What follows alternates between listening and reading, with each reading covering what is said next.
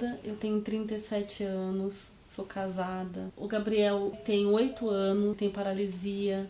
Houve falha médica quando ele nasceu. Foi só com o tempo mesmo para eu entender o que aconteceu com o cérebro do Gabriel, falta de oxigênio. E depois que ele nasceu, um coágulo na cabeça dele provocou a hidrocefalia. As primeiras cirurgias deu errado, complicou a válvula na cabeça, teve que trocar várias vezes válvula. Ficamos em Campinas, Guará, Jacareí, vários hospitais internados lá. Veio o divórcio, foi onde eu aprendi a ser mãe de uma criança especial. O Gabriel, nem as necessidades dele sozinho ele faz. Eles são tão delicados, eles são tão dependentes, que a gente cria uma força tão grande que até hoje nem eu entendo tudo isso que aconteceu na minha vida através do Gabriel. Ele me ensinou muita coisa. A perseverar, me ensinou a ter fé, me ensinou a colocar Deus na frente de tudo, né?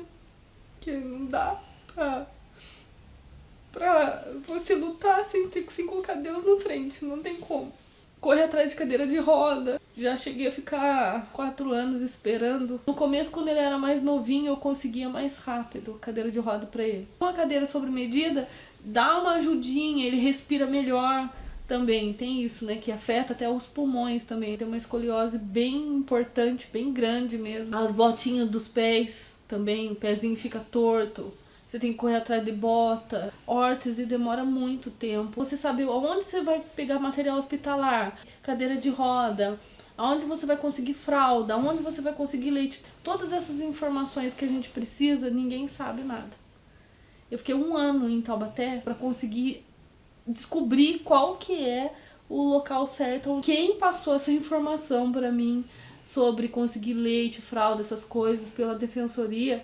Foi um rapaz que vende churros na rua, que o filho dele tem alergia à lactose. Eu fui na defensoria pública e com muito custo fui conseguindo receita, laudo médico, leva tal documento, bem burocrático, né? Eu tô com um processo agora pedindo protetor de colchão pro Gabriel, porque vaza as necessidades dele. Haja troca de roupa de cama todo dia. Pedi uma cama hospitalar, um guincho móvel, porque ele tá grande e eu sou pequena, minha coluna já não tá aguentando mais. Já tem mais de 1 ano o processo e até agora nada. As mães que não têm ajuda, a mãe fica sozinha. Como é que ela vai se deslocar com uma criança desse tamanho na rua?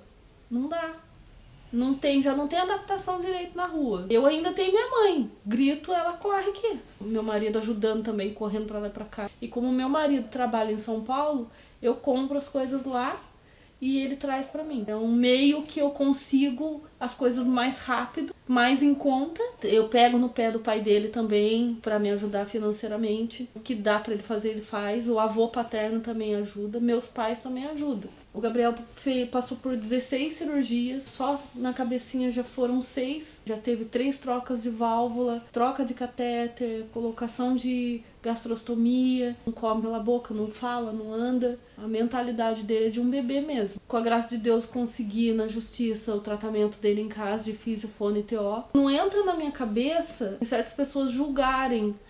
Ah, mas por que não leva na clínica para fazer o tratamento? Imagina você pegar a criança todo santo dia, você desmonta a cadeira de roda, monta a cadeira de roda, coloca a criança na cadeira, leva na clínica, tem que fazer comida, você tem que limpar a casa, você tem que correr atrás das coisas para ele também. Uma pessoa fazendo tudo isso sozinho não dá.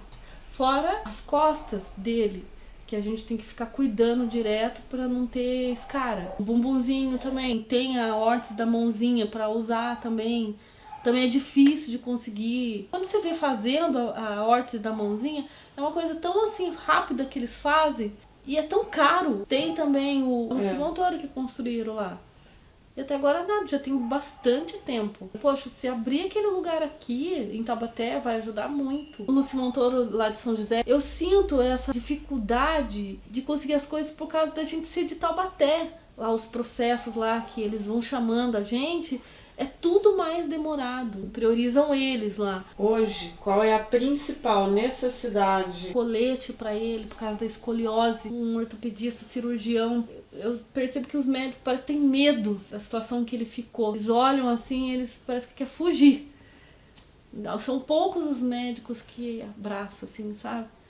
Mas eu não tô falando só pelo Gabriel, não, porque tem muita criança no quadro clínico, assim, bem parecido. Como eu queria conseguir passar lá no regional, o Gabriel já chegou a fazer uma cirurgia lá na cabeça, foi ótimo. A cabeça dele era aberta, não fechava de jeito nenhum. Foi por Deus esse dia que eu cheguei lá com o pedido da pediatra. Tinha acabado de abrir vaga da parte de neuro.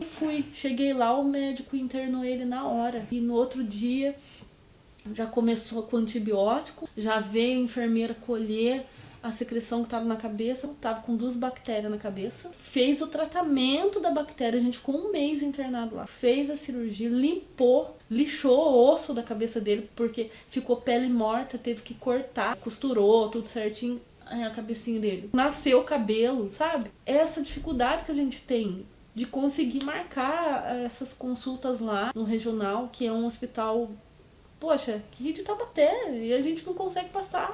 Gostaria, assim, de tentar conseguir de novo essa consulta lá, principalmente um ortopedista, para ver essa coluna dele. Infelizmente, tá entortando mais. Os médicos falam que não compensa fazer a cirurgia na coluna. Eles falam que ele não vai andar. Tudo bem se ele não andar, mas que ele respire melhor, então. Quem sabe fazendo uma cirurgia ou não fazendo, consigo um colete para ele que vai melhorar a respiração dele. Eu coloco ele sentado na cadeira de roda, ele fica com falta de ar. Eu fico preocupada, eu tô aqui sozinha com ele. Eu não sou médica, eu não sou enfermeira. Eu sou mãe, fazendo o máximo que eu posso, né? Se tivesse alguém para abraçar essas crianças, seria muito bom, seria maravilhoso.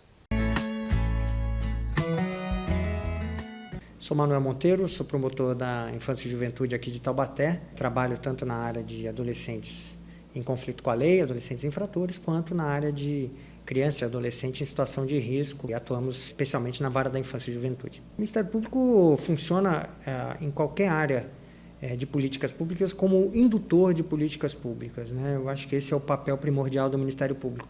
A definição da melhor política pública é do administrador público, daquele que está à frente dos poderes que lidam diretamente com a implementação das políticas públicas. Mas o Ministério Público tem o poder de induzir, porque conhece, às vezes, mais de perto as demandas que devem ser supridas e, com isso, pode estabelecer um contato a nível institucional com o poder público para que, então, seja aquela demanda atendida, especialmente se ela for repetitiva. Então, o papel primordial é ser esse indutor, identificando uma necessidade, levar ao conhecimento do poder público essa necessidade e, com ela, tentar suprir essa necessidade.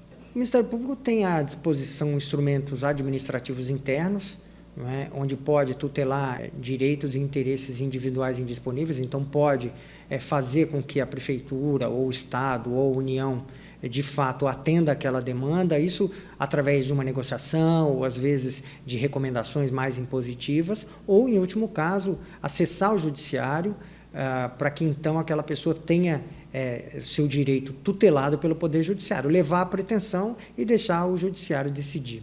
No caso de crianças e adolescentes que eventualmente tenham a necessidade de intervenção mais incisiva do Ministério Público, qual seria o procedimento para que essas pessoas tenham acesso, o contato com a instituição?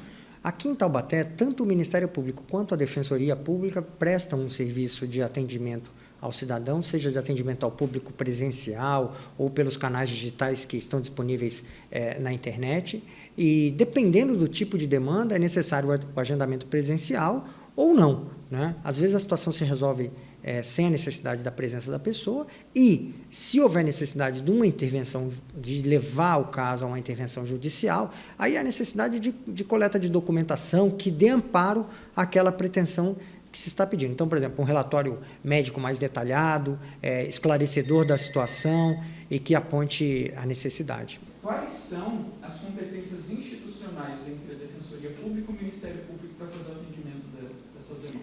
Perfeito. Aqui em Taubaté, onde há uma defensoria bem estruturada e um Ministério Público bem estruturado, basicamente há uma repartição da seguinte forma: direitos individuais, ou seja, demandas individuais, pretensões individuais, são levadas à Defensoria Pública. A Defensoria, lógico, se houver uma hipossuficiência financeira, se for pessoa carente e se inserir dentro dos critérios da Defensoria, é a Defensoria quem tutela essa pretensão da pessoa. Demandas de âmbito mais coletivo, mais difuso, que englobam uma coletividade ou um número maior de pessoas, são levadas ao Ministério Público. Basicamente, essa é a repartição. Então, se a pessoa tem uma demanda individual, um remédio que ela não consegue, ou eventualmente um tratamento que ela demanda e não está tendo sucesso na obtenção, a hipótese, até pelo know-how que a Defensoria já tem, é de ir à Defensoria Pública, onde há inclusive uma equipe interdisciplinar que pode atender. Mas o Ministério Público também está disponível para esse tipo de atendimento. Para a pessoa é melhor até que a Defensoria entre. Por quê? Porque o Ministério Público acaba atuando no processo também.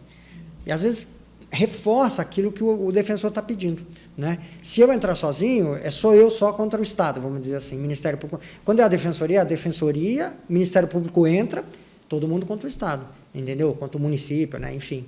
Então, tem surtido mais efeito. E a Defensoria, ela tem algo que o Ministério Público não tem, que é a mão aqui, psicólogo, assistente social, eles têm o CAN, né, que é o Centro de Atendimento Multidisciplinar deles, que consegue fazer vamos dizer, uma obtenção de dados melhor. Pode fazer uma visita lá na casa da pessoa, às vezes tira uma foto que é bastante significativa, né? Porque uma coisa é você escrever, outra coisa é botar uma imagem, né? Você vê ali e fala, pô, isso aqui não precisa falar mais nada já, né? Você não precisa ler o diagnóstico. Se você olha a foto da pessoa, você fala, pô, pode ser qualquer diagnóstico, está precisando do que está falando, né? Então, às vezes, a Defensoria ajuda muito nessa participação extra-autos, vamos dizer, nessa montagem do processo. Porque levar o processo, às vezes, não é tão simples, né? Montar um processo não é tão simples. Você precisa de um relatório que a parte, às vezes, não consegue pegar do médico, e o médico também não dá, né? Não, isso aí eu não vou escrever, não tenho certeza. Então, você tem essas dificuldades. A Defensoria tem um know-how para conseguir essas coisas, né?